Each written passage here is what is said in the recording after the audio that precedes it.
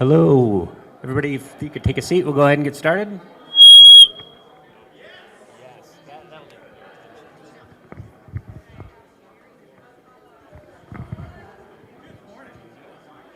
Want me to do it? All right. 80 cities. 80 cities. Hello. Anybody new here? First timers. First timers. Raise your hand. Bruce. Excellent. What 1 million cups is an introduction. Oh wait, we got a new guy doing the live stream. We are live streaming. 1 million cups is a group that meets every week from 9 to 10, and it's in over 80 cities now. If you're new here, go ahead and introduce you. Everybody here is friendly. Well, almost everybody. Where's Bruce? Stay away from Bruce. But everybody else is very friendly. We're all here to help. We're all entrepreneurs. We're all working through this together. So that's why we're here. And we're also here to talk to two companies, but today we have one company. But we talk about their business, what they're doing, what they're working on, and how we as a community can help. And so today we're going to start with John Borden with Business Toy Box. All right, cool. You said this is You said this is live streaming, right? Yeah. So terrified. All right, cool. So this is a presentation about Business Toy Box. I think the first slide is, I'm just gonna quickly review this real fast. All right, cool. So about Business Toy Box, it's basically derived, I'm gonna just give you a quick intro real fast before I go into sort of an origin story. It's basically a gamified way to achieve product market fit with your business, build more quickly, find out what sort of its key value proposition is much more quickly, all this other good stuff. And yeah, so basically, sort of give you a quick intro. I came up with this idea after having a nervous breakdown, like an actual nervous breakdown. So I was a CTO of a VR company. I got accepted into, or rather my team got accepted into this local accelerator, and we went through it, and I was really panicking a week before demo day because I realized, after going through this extensive process, we hadn't found our product market fit, not even close. We really didn't know if anyone really wanted this. And sure enough, no one really did want it. The current iteration that we were building was just, didn't really have any value. That was terrifying because, going through this process, I basically, what little money I had, I basically went through it, maxed out a ton of credit cards. I didn't have anything, and I was freaking out. And so, I spent that night basically with my team. We had this meeting, and I ended it by basically quietly sobbing at Marble Brewery, which is awful.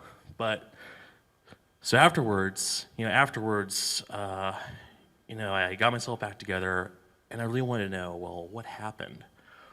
Why couldn't we find a product market fit? As it happens, I had this book on hand. I already read it a long time ago back in college. I really loved it.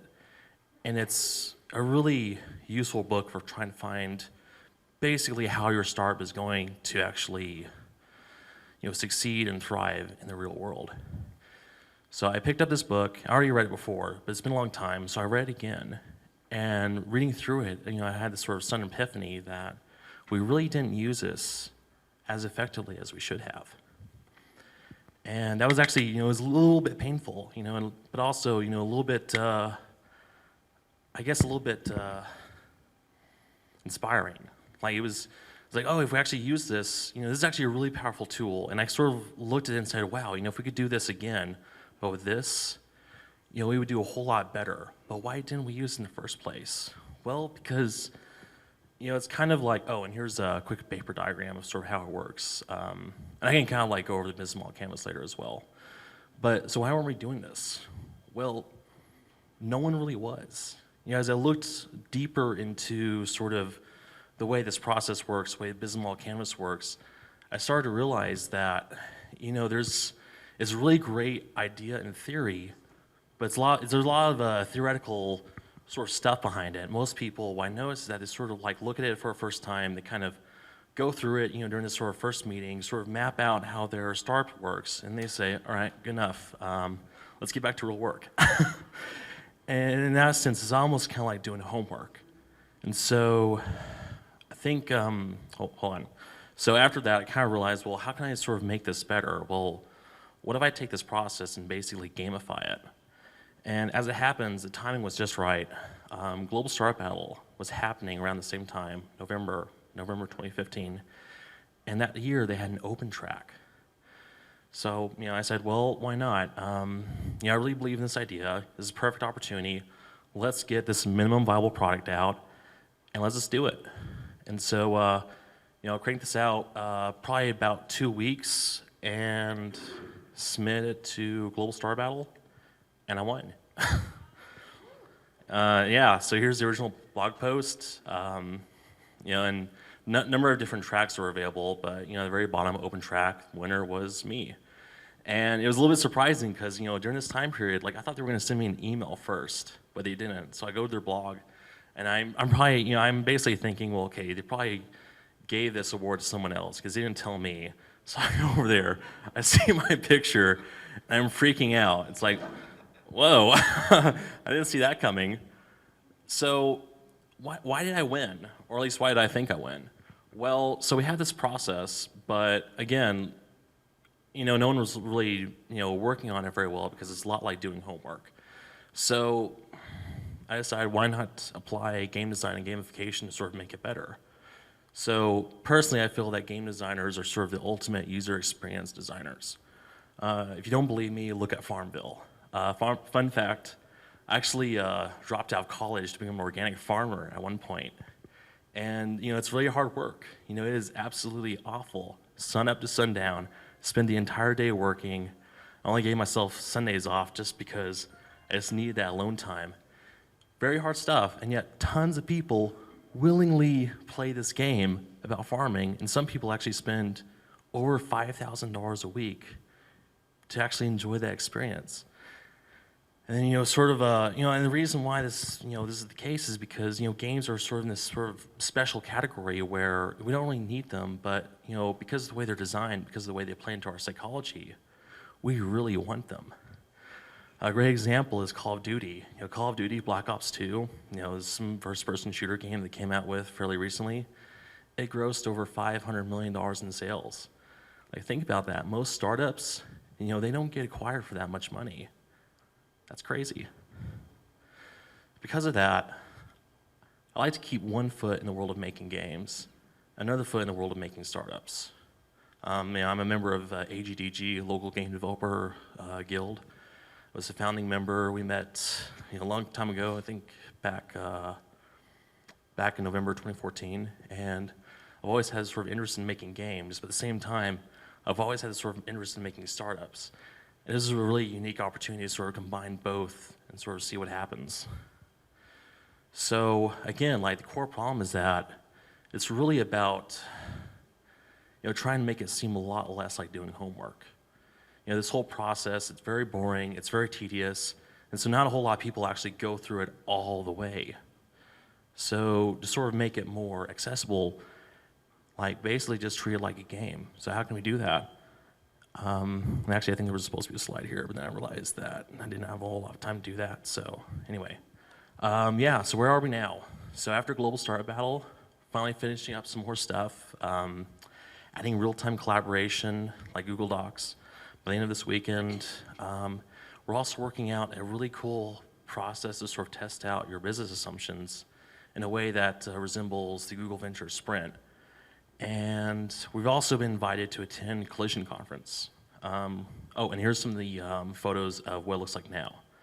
So a little bit different. I like to come up with really stupid test names, so yeah. And Collision Conf. One of the largest conference for startups out there.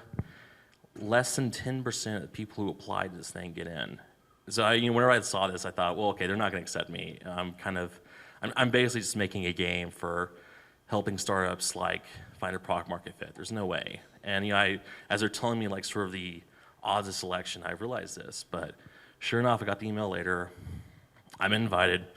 I get to represent Albuquerque at this massive conference in New Orleans with speakers that include the co-founder of Slack, the guy who created WordPress, the CTO of some company called Coca-Cola, whatever that is, and a ton of other really cool people. Oh, and yeah, the lead singer from Edward Sharpe and the Magnetic Zeros. Not really sure why he's a speaker, but that's pretty cool.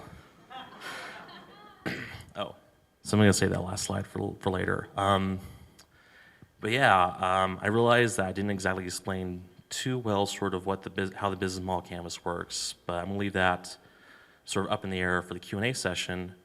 Ask me anything.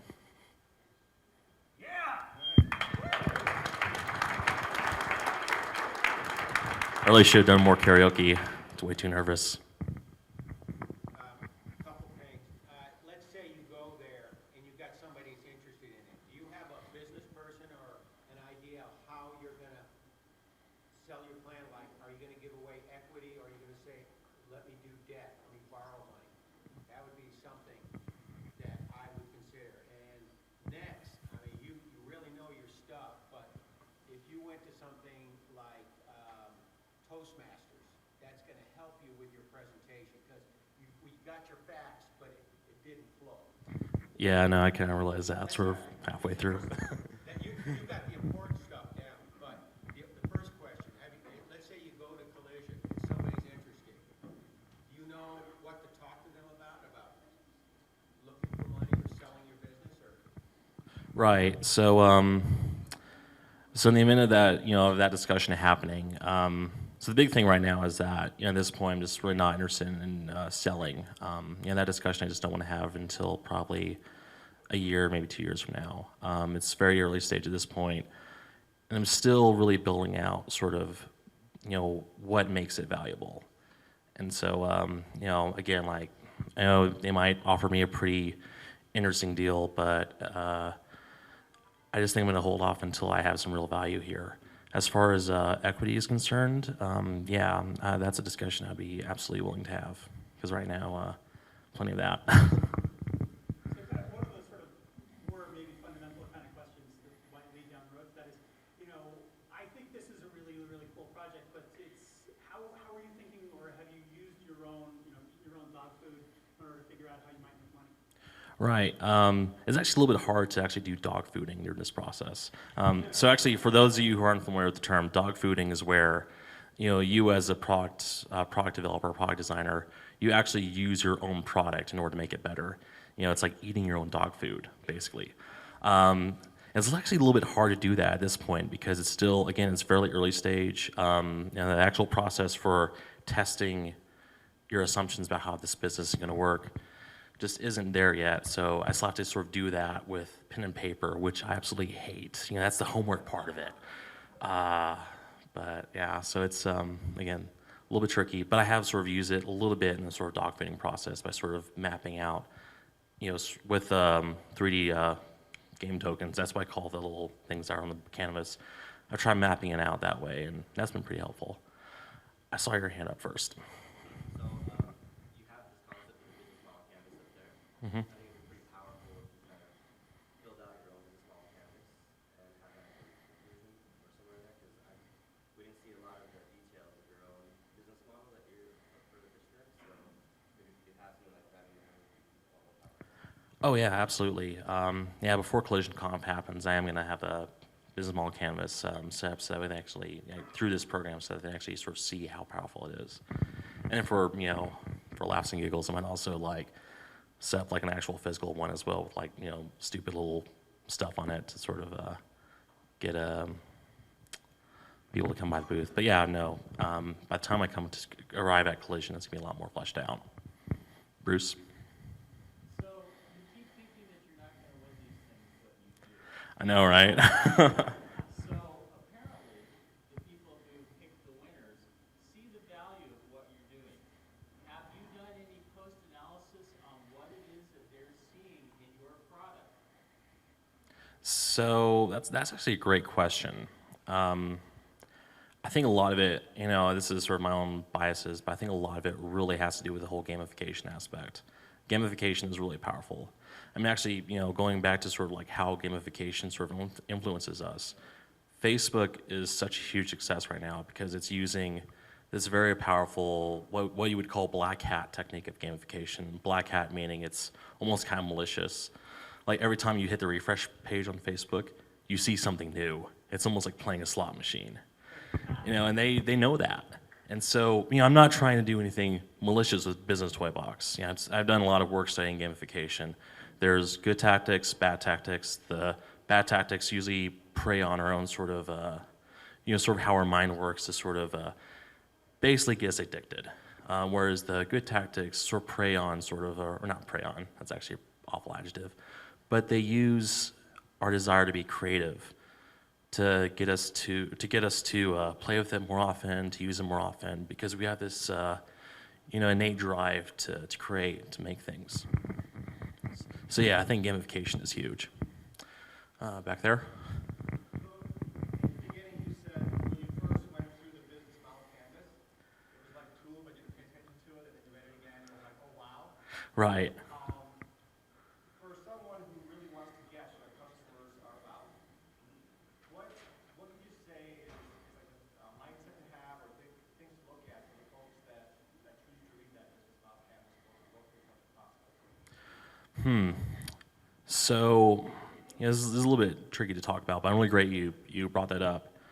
So another thing I'm actually trying to solve here with this business model toy box is that later on I realized that it's really great for sort of mapping out, essentially a sort of anti-business plan, but there's still gaps in the way it works. And one of those gaps has been solved by Google Ventures. They came out with their sort of own internal sprint process for helping startups basically in a week sit down and go through this intensive process to answer, really crucial questions about, problems that are really facing their startup, problems related to product market fit. And in the process of creating this, they've come up with an incredible number of rules that revolve around the sort of discipline called design thinking. Looking at that made me realize, oh man, I need to really broaden sort of my definition of sort of what this tool is. Like, it needs to be less about sort of being a business model canvas and more about being a sort of product market fit solution. So, to answer your question, basically, I'm going to use this process, which already has a lot of the work done for me, but it's largely a sort of pen and paper process, incorporate into this and try and find ways to sort of, both make it digital, make it easier to use, and also gamify it. Does that kind of answer your question? It does mostly, but I'm more curious about, there was something that clicked in your brain the second time when you read it. Oh, right. What was that thing so we can keep attention to it? Well, the thing that clicked really was just the fact that, and this is actually really huge. We were so determined to sort of build our vision of what the startup should be that we forgot, we did the business model canvas the first time, and then we said, okay, great, this already sort of confirms what we already knew, let's just, throw this thing out the window and let's just do it. And that was a very dangerous assumption. And, sure enough, a week before demo day, I had that nervous breakdown because, we stopped doing it, and we lost track of sort of, that sort of process of building a product that people truly want. And so the key takeaway here is, don't make assumptions like that. Don't assume that you have all the answers. And that's something I'm really trying to bake into Business Toy Box in the later phases of gamification, is trying to use game design to constantly remind people you can't just set this and forget it. You have to constantly do that, or you have to constantly go through this process. It has to be constant week-long iterations to get everything right. I don't see any more hands up. No. Oh. Yeah. Do you know about West and Axiom and SCORE, those three organizations? I know about the first two, mostly more about West, and then I think actually I have heard about SCORE. I think they gave a talk at ABQID. I'm pretty sure they gave a talk a while back at ABQID. It's like during the first half of ABQID, so it was a while ago. So, but yeah. And you have like people outside your industry who can bounce things off, something that's give you non-corporate things, something that's not linear. Oh yeah. Actually, so what I'll do is I'll volunteer for a number of different events, and part of it is me being altruistic, but a lot of it is also me doing research. A great example was Startup Weekend. I volunteered as a sort of coach slash mentor at Startup Weekend, both because, I really love it. I've been through Startup Weekend numerous times, but also because this was a great opportunity to see how sort of these first-time entrepreneurs were going to handle being shown the business model canvas the first time. And actually, sure enough, like some people, they looked at this and because they didn't come from a business background, they saw it and said, what's going on? And so using that insight actually helped me also sort of, again, use sort of game design to sort of make this process a lot more friendly for people who didn't have that business development background and make it a lot more intuitive. Let's see. Oh, TJ.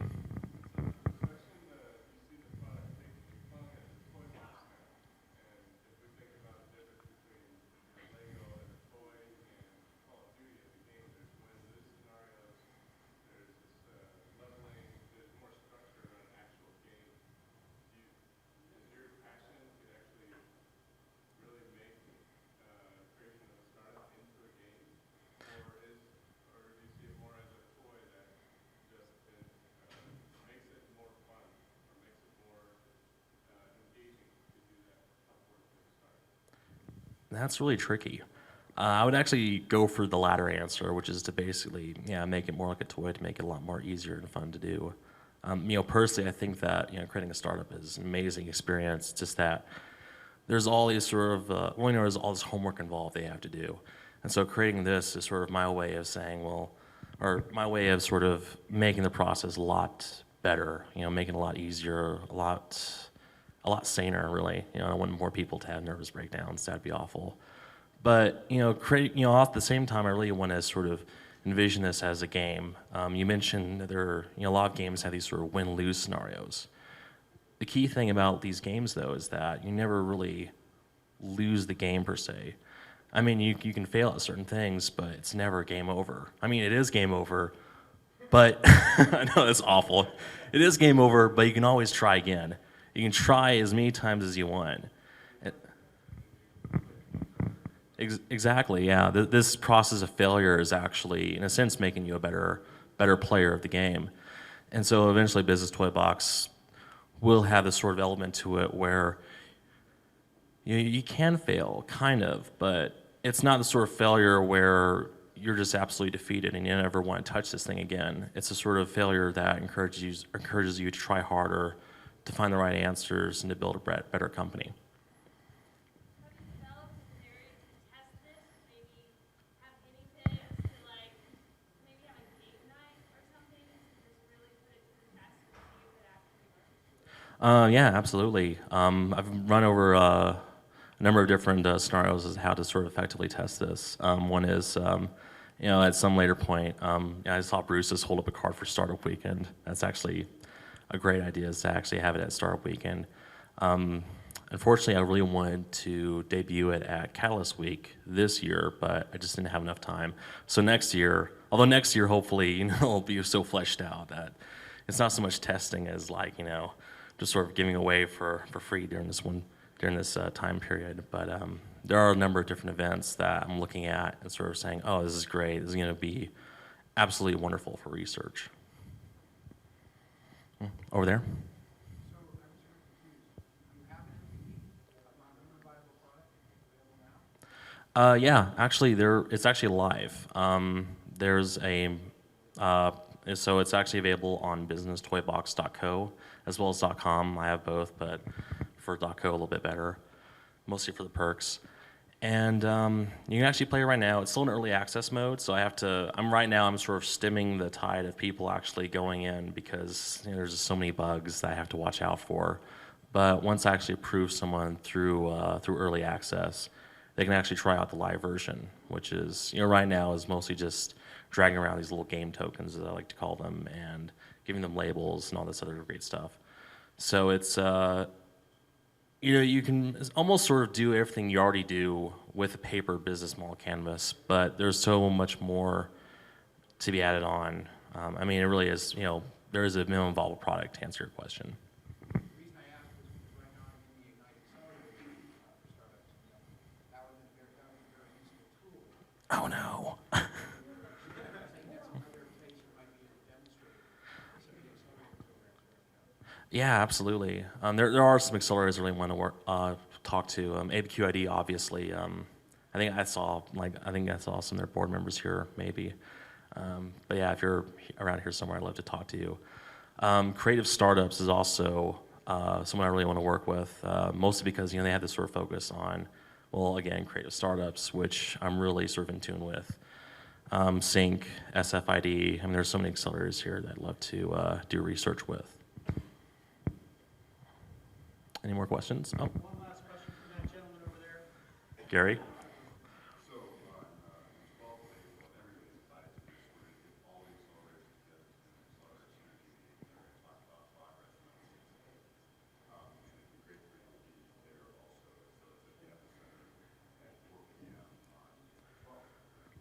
That sounds really exciting. Yeah, I'll definitely show up. That's not a question, though. I'm a little bit peeved about that. But the event sounds great, so I'm going to definitely be there. What's that? I will. Great question. So the last question we always ask for the folks who present here is how can we, as a community, is there an opportunity for people to help you in New Orleans, or how else can we as a community help you? There are tons of opportunities to help me. So the thing about Collision Conf is that, so I actually have extra tickets. Again, I was invited to be an exhibitor, and they gave me 4 tickets, 1 for myself, 3 for additional people. And as I asked around, I realized, oh man, like there's all the people I know, they have day jobs. Because this is through, I probably should have put the time down there, but it's through April 26th or 28th. So it's in the middle of the week. It's really inconvenient for a lot of people, and that's been very tricky. So, but anyway, yeah, if you'd be interested to come with me to New Orleans, all I have to do is just sort of cover me whenever I have to go to an event, and otherwise, it's a great opportunity to network with some insanely awesome people.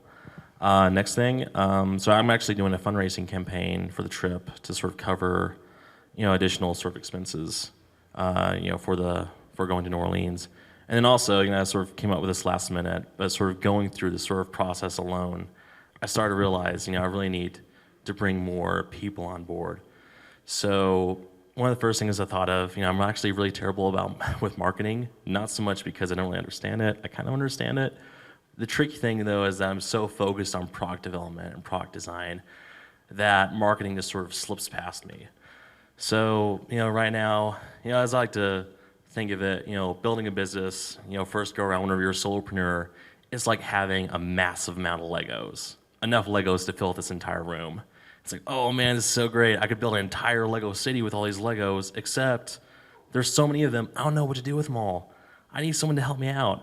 So I want to share my Legos with someone, preferably someone who can sort of fill in a chief marketing officer role or something sort of similar to that, or whatever. Come up with your own job. So yeah, that's it.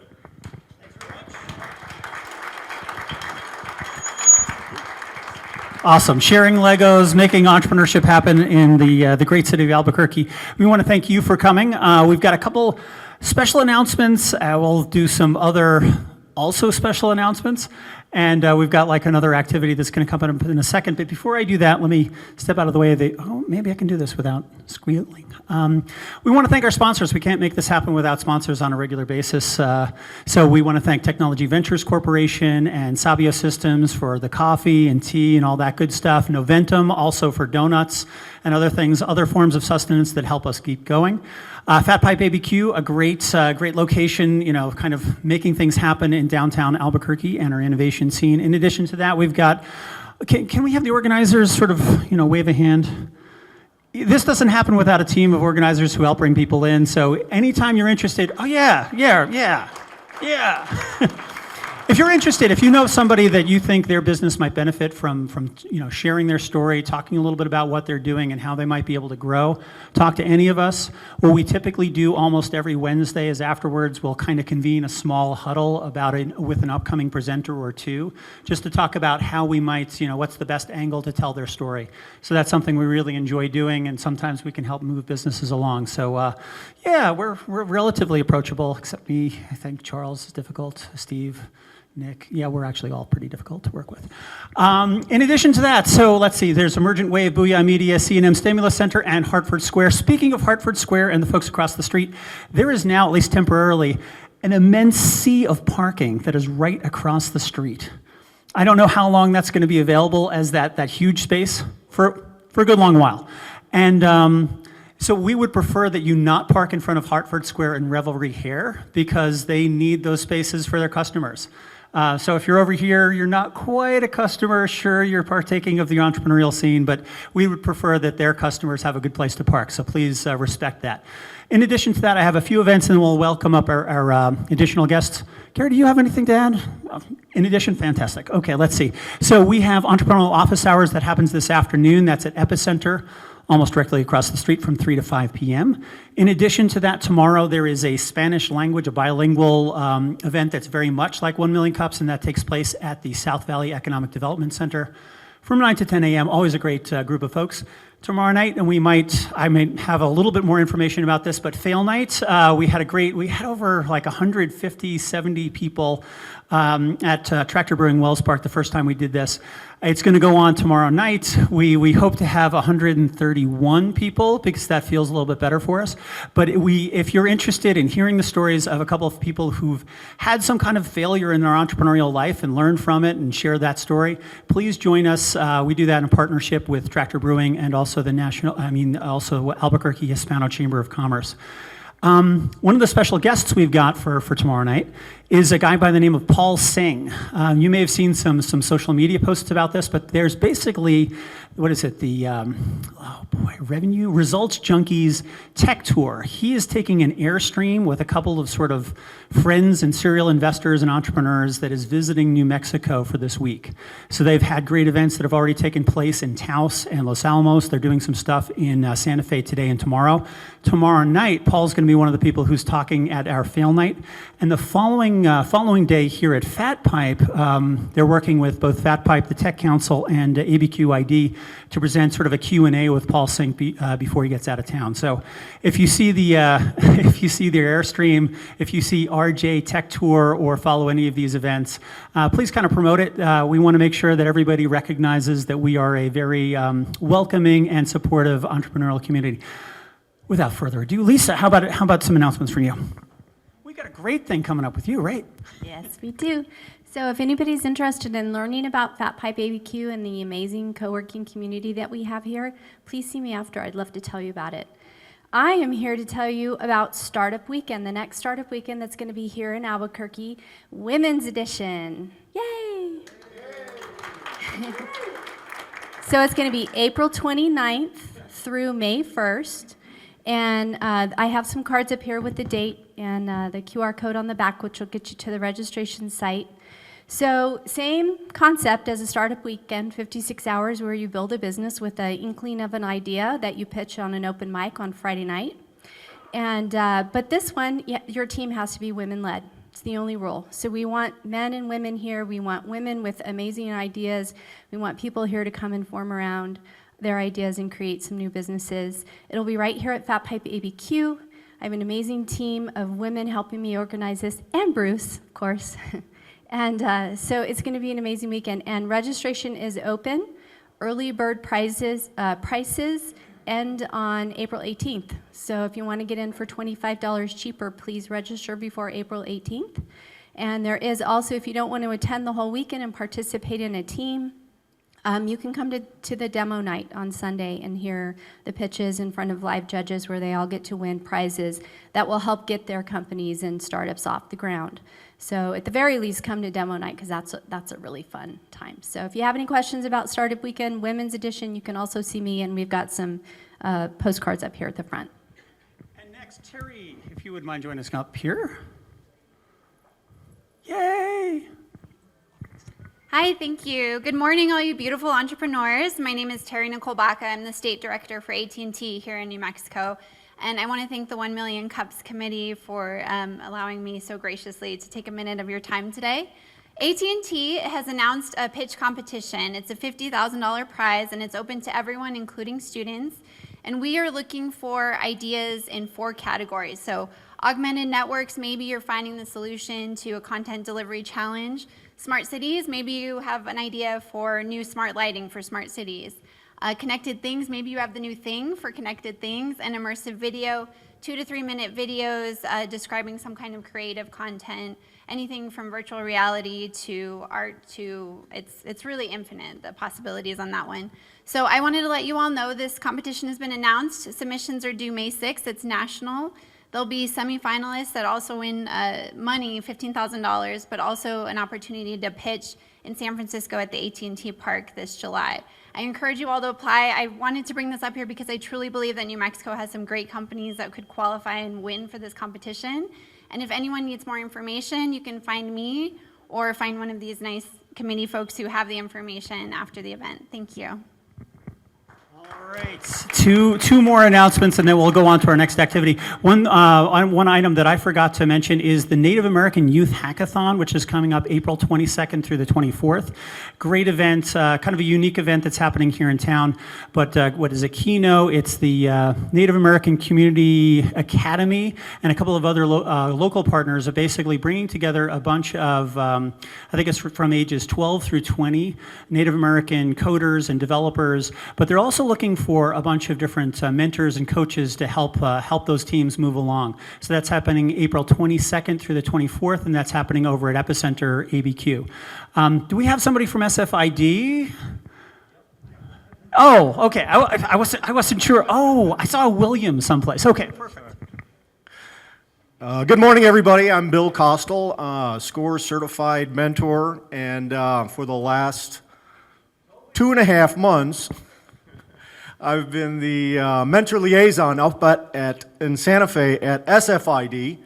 Many of you know ABQID. They've had 2 cohorts here and have recently won an award for the best business accelerator at South by Southwest. Well, they moved their shop and kind of cloned themselves and have done a business accelerator up in Santa Fe for a while, and the big unveiling of the 5 companies is coming up, and we've set the date 2 weeks from yesterday, April 19th. It's going to be up at the New Mexico History Museum, just north of the plaza up in Santa Fe. Great venue, big auditorium and a great atrium. Ought to be a lot of fun. The only thing is there's not a whole lot of parking around there, so about 1.5 blocks away is the Santa Fe Convention Center, so we invite the entire Albuquerque entrepreneurial community, come on up and kind of celebrate with their brothers up in Santa Fe with these 5 startups that we've been mentoring along with a brand new curriculum. Why should Albuquerque care about what's going on in Santa Fe? Because we're all in New Mexico together. So please join us up in Santa Fe 2 weeks from yesterday, 5 to 8 p.m. Thank you. Awesome. Thank you so much. All right, and our last announcement before we have a little special activity, Mr. Gary Alpadal, the Director of Economic Development for City of Albuquerque. Hey, so how many people here saw the announcement for Innovate Albuquerque? Awesome. Kara, you did, really? That's good.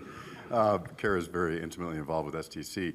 But I wanted to just explain a little bit about what's going on there. And the reason why the parking lot is now empty across the street is Loveless was using that for parking for quite a while. They finished their garage near their hospital, if anybody of you have gotten there recently. And so now they're gone from that parking lot. So now that's why the parking is available there.